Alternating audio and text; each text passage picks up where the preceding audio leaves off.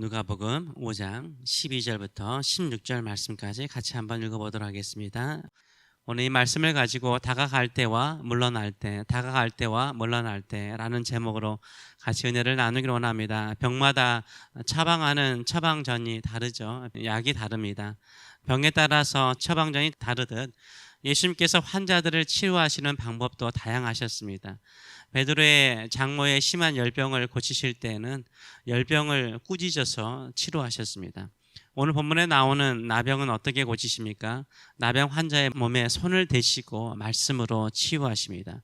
예수님께서 각 환자마다 접근하는 방법이 다르셨어요. 각 환자마다 매우 개인적이며 인격적이시며 친밀하게 다가가시는 우리 주님의 모습을 우리가 볼 수 있습니다. 병만 고치는 것이 아니라 그 사람의 마음, 또 그 사람의 삶 자체를 바꾸셨습니다. 치료하셨습니다. 나병 환자를 예수님께서 어떻게 치료하셨습니까? 그 병든 피부를 만지시고 고치셨습니다. 예수님께서 한 동네에 계셨습니다. 이때 온몸에 나병이 걸린 환자가 있었습니다. 나병에 걸리면 여러분도 알다시피 동네 밖으로 추방되어 격리되었습니다. 우리가 처음 코로나가 창궐되었을 때 무서워서 다들 격리시키지 않았습니까? 완전히 사회에서 차단시켰습니다. 사람과의 접촉이, 심지어는 가족과의 접촉도 금지되지 않았습니까?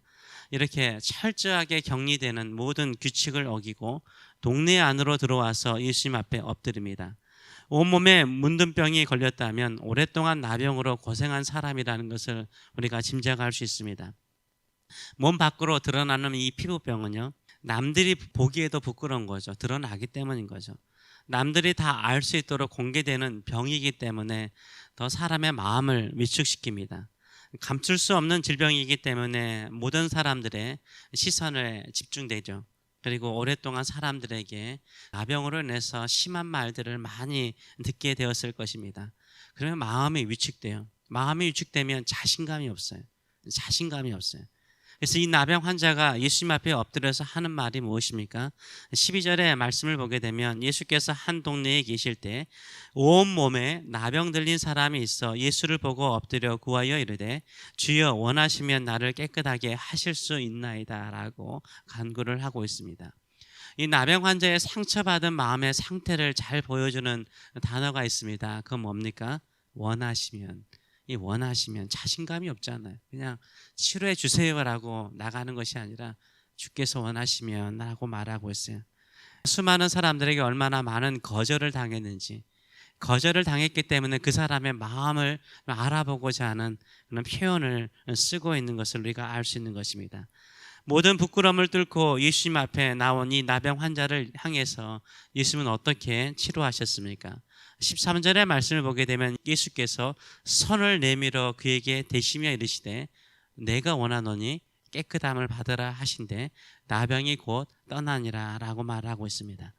이 나병 환자를 치료하시는 예수님의 접근 방법이 무엇입니까?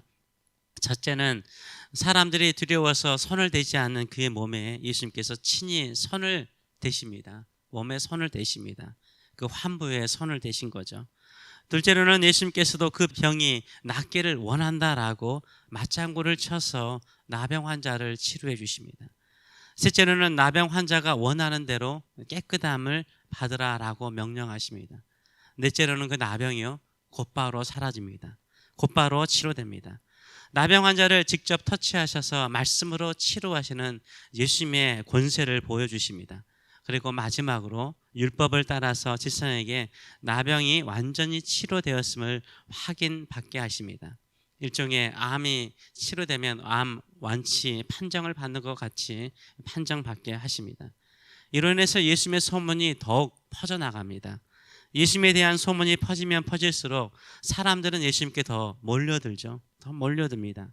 15절의 말씀을 보게 되면 예수의 소문이 더욱 퍼짐에 수많은 무리가 말씀도 듣고 자기 병도 고침을 받고자 하여 모여왔다라고 말하고 있습니다.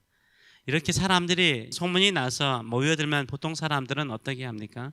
높은 인기를 통해서 더 많이 자신을 알리고자 하는 것이 일반적인 사람들의 마음이죠. 더욱 많은 사람들에게 자신을 노출시켜서 더 많은 사람들에게 자신을 알리고자 하는 것입니다.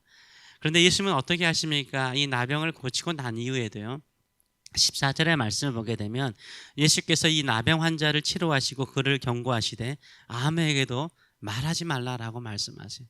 그냥 네 몸을 지상에 보여서 네가 완치된 것을 확인하라라고 말씀하시지 누구에게 이거 좀 자랑 좀 해줄래? 이렇게 말씀하지 않으세요. 안수기도에서 나병 환자가 나았다면 보통 목사님들은 어떻게 하실까요? 어떻게 하든지 그 치유 사역을 자랑하시려고 하실 것입니다. 사역의 확장에 좋은 기회로 삼고자 하실 것입니다. 자신의 능력을 좀 이렇게 드러내고 싶어하는 마음이 많을 것입니다. 그러나 예수님은 어떠십니까? 숨기세요. 예수님은 숨기세요. 자랑하려고 하지 않으세요.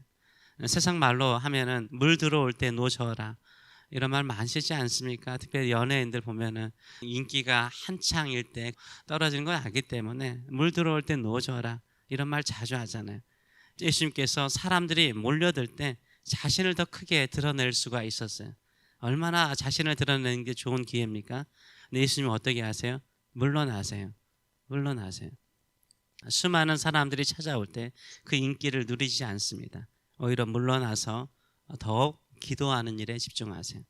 기도를 통해서 하나님 아버지와의 만남의 시간을 더욱 가지셨습니다. 16절의 말씀은 예수는 물러가사 한적한 곳에서 기도하시니라. 예수님은 물러가사 한적한 곳에서 기도하시니라. 오히려 인기가 절정이고 사람이 찾을 때 예수님은 한적한 곳으로 가셔서 기도하셨습니다. 루터가 그랬다고 그러잖아요. 너무 바쁘니까 3시간 이상 더 기도한다고. 사람들은 이상하게 바쁘면 어떻게 하죠? 기도하지 않죠. 오히려 그 일에 치우쳐서 살다가 마음도 병들고 몸도 병들고 하나님과의 관계도 깨어지는 경우가 참 많습니다. 예수님은 수많은 사람들이 찾아올 때 오히려 물러나서 기도하셨어요. 우리가 일상의 삶이 분주하고 바쁠수록요 어디에 집중하셔야 돼요? 기도하셔야 돼요. 그래야 내 영혼이 풍성해지고 건강해지죠. 내 영혼이 건강해야만요 내가 그 분주하고 힘든 일들을 감당할 수 있어요. 하나님이 주시는 지혜와 능력을 가지고 감당하게 되는 줄 믿습니다. 우리가 우리의 중심을 잡을 때 어떻게 잡아야 됩니까? 환자들을 향해서는요 예수님께서 적극적으로 다가가셨어요. 그렇잖아요. 그 몸에 손을 대셨어요. 정말로 예수님을 간절히 찾고 구하는 자에게는 다가가셨어요. 그러니까 인기 때문에 와서 예수님을 찾는 사람을 향해서는요 예수님은 조용히 물러나셔서 기도에 집중하시는 모습을 보여주고 있습니다. 우리가 일상의 삶이 얼마나 바쁩니까? 정말 분주하죠. 현대인들만큼 일을 많이 하는 사람 없습니다. 그렇기 때문에 더 풍요로운 삶을 살고 있는지는 모르겠지만요. 그러면 그럴수록 더 영원히 고갈되어지는 것 우리 스스로도 알고 세상 사람들도 알고 있습니다. 이럴 때일수록 우리가 이 한적한 이 새벽 시간에 더욱 주를 찾고 의지함을 통해서 하늘로부터 내려오는 능력과 하늘로부터 내려오는 지혜와 하늘로부터 내려오는 기쁨과 평안을 누리며 승리하시는 저와 여러분 되시길 축원합니다. 기도하겠습니다. 살아계신 하나님 아버지 은혜를 감사드립니다. 세상이 바삐 움직이는 것처럼 세상은 우리를 바쁘게 만들어버립니다. 분주하게 만들어버립니다. 정신없게 살게 만듭니다. 정신없게 사는 것이 반복적이고 또 무료해지며 또 영혼을 고갈시키며 우리의 삶의 가치와 의미를 잊어버리게 만드는데 우리는 거기에 매몰될 때가 참 많습니다.